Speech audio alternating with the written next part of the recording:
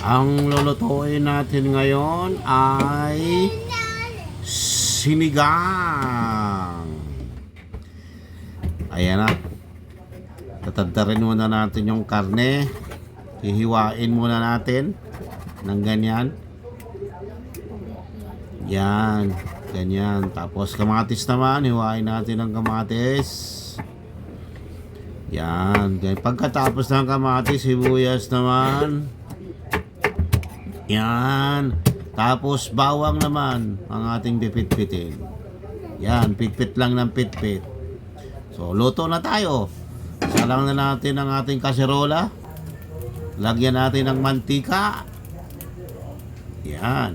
Lagay na natin ang bawang.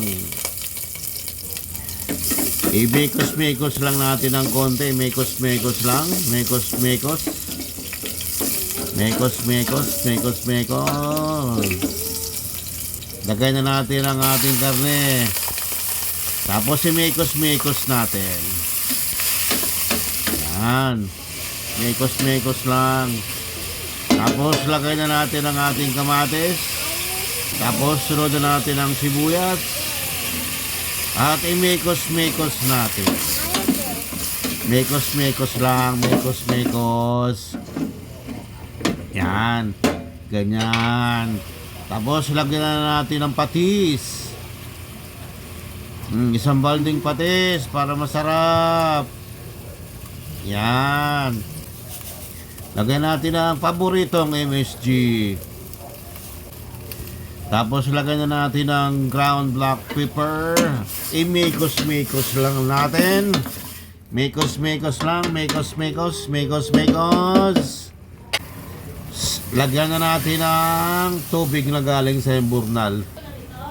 2 tubig. Yan, ganyan. Tapos, i-mekos-mekos lang natin ng konti.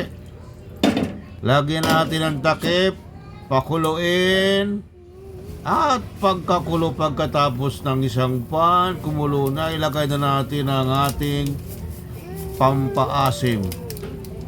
Ang Knorr sinigang sa sampalok.